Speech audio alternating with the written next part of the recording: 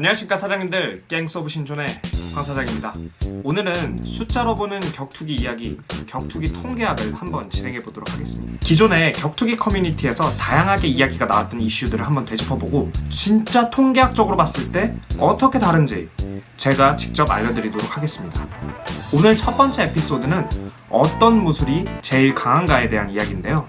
한번 통계학적으로 어떤 무술이 제일 강한지 살펴보도록 하겠습니다. 계산 방법은 다음과 같습니다. 2011년 이후 타이틀전을 경험한 모든 선수들을 계산 대상에 포함시켰습니다. 챔피언, 잠정 챔피언, 그리고 타이틀전 경험자까지 모두 포함을 시켰고요. 모든 선수들은 각각 주무기와 부무기를 한 개씩 가지게 됩니다. 주무기 같은 경우에는 1점을 주게 되고 부무기의 경우에는 0.7점을 부여했습니다. 특정 무술에서 국가대표 이상급 경력을 가진 선수는 주무기로 인정이 됩니다.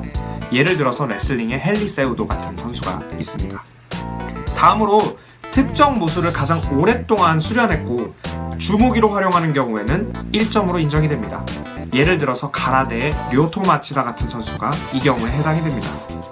다음으로 다른 운동으로 격투기를 시작했다고 하더라도 특정 종목을 본인의 가장 주요한 스타일로 활용하는 경우에는 주무기로 인정을 하고 있습니다. 비토 벨포트 선수 같은 경우에는 주짓수를 먼저 시작하긴 했지만 실제 경기에서는 복싱을 가장 많이 활용을 합니다.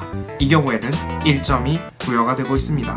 부무기는 주무기를 제외하고 해당 선수의 경기 스타일에 가장 큰 영향을 주는 무술을 선정을 했고요. 0.7점을 부여하도록 하겠습니다. 그럼 7위부터 보도록 하겠습니다. 대망의 7위는 0.7점을 차지한 카포에라입니다. 카포에라를 유일하게 부무기로 사용하는 선수는 얼마 전 존 존스와 타이틀전을 했던 라이트 헤비급 티아고 산토스 선수인데요.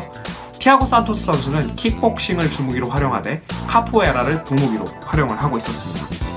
6위와 5위를 살펴보도록 하겠습니다. 6위는 2점을 차지한 삼보, 5위는 3.4점을 차지한 가라데가 등극했습니다. 삼보의 경우에는 라이트급 챔피언인 하빕 선수가 세계 삼보 챔피언 출신이고요. 5위인 가라데는 라이트 헤비급 챔피언이었던 료토 마치다 선수, 웰터급 챔피언이었던 조르즈 생피에르 선수 등이 각각 주무기와 부무기로 활용을 하고 있었습니다. 대망의 4위는 아마 많은 분들이 기대하셨을 수도 있는 주짓수가 차지를 했습니다. 주짓수는 데미안 마이어, 파브리시오 베우 등 프랭크 미어 등의 선수가 주무기로 활용을 했습니다. UFC 초창기에는 주짓수가 굉장히 강세를 발휘하기도 했는데요. 1회 대회부터 4회 대회까지 호일스 그레이시 선수가 주짓수를 주무기로 활용해서 우승을 차지한 바 있습니다. 초창기에는 UFC에 나오는 대부분의 선수들도 주짓수를 잘 몰랐기 때문에 강한 모습을 보일 수 있었는데요. 2010년 이후에는 UFC에서 활동하는 대부분의 선수들이 주짓수 블랙벨트를 차지할 만큼 주짓수에 대한 경험이 굉장히 많아졌습니다. 아무래도 선수들의 방어가 좋아졌기 때문에 서미션이 잘 통하지 않는 경우가 많이 생겼을 것 같습니다. 3위는 어떤 무술이 차지했을까요? 바로 레슬링입니다. 레슬링은 30.4점으로 3위를 차지했고요. 주짓수와는 불과 0.9점 차이로 아슬아슬하게 3위에 등극을 하게 되었습니다. 레슬링을 사용하는 대표적인 선수로는 케인 벨라스케스, 다니엘 코미어, 존 존스, 그리고 셀리 헤우도 같은 선수들이 있습니다. 이 중에서 셀리 헤우도는 2008년 베이징 올림픽 레슬링 금메달을 차지한 바 있고요. UFC에서는 플라이급과 벤턴급 챔피언 2개를 모두 차지한 경험이 있는 굉장한 선수입니다. 그렇다면 대망의 1위는 어떤 무술이었을까요? 바로 복싱이 차지했습니다. 복싱은 49점으로 2위인 킥복싱을 제치고 대망의 1위를 차지했는데요. 놀랍게도 숫자로 격투기를 찾아보니 많은 격투 커뮤니티에서 이야기하는 것과는 조금 다르게 복싱이 1등을 차지하게 되었습니다. 복싱을 주무기로 사용하는 선수는 현재 헤비급 챔피언인 미오치치 선수, 은간우 선수, 주도산, 마크 헌트 선수들이 있고요. 경량급으로 내려가면 코너 맥그리거 선수, 도미닉 크루즈 선수 등이 복싱을 주무기로 활용을 하고 있었습니다.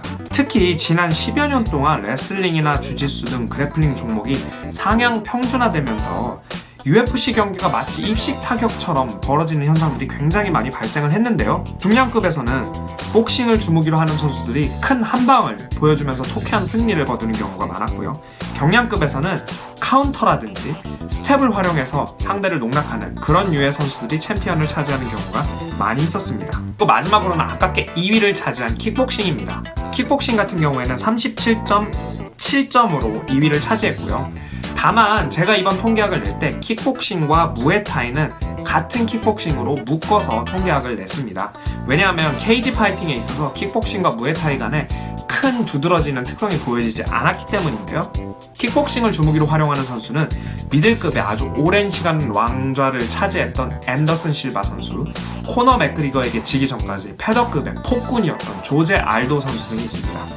한국의 정찬성 선수 또한 킥복싱을 주무기로 활동하는 선수였는데요. 여러분 어떠셨나요? 통계로 알아보는 격투기, 여러분이 지금까지 알고 있던 격투기 상식과 비슷했나요? 아니면 조금 달랐나요? 오늘 컨텐츠가 즐거우셨다면 구독과 좋아요 부탁드리겠습니다. 저는 갱스 오브 신촌의 황 사장이었습니다. 감사합니다.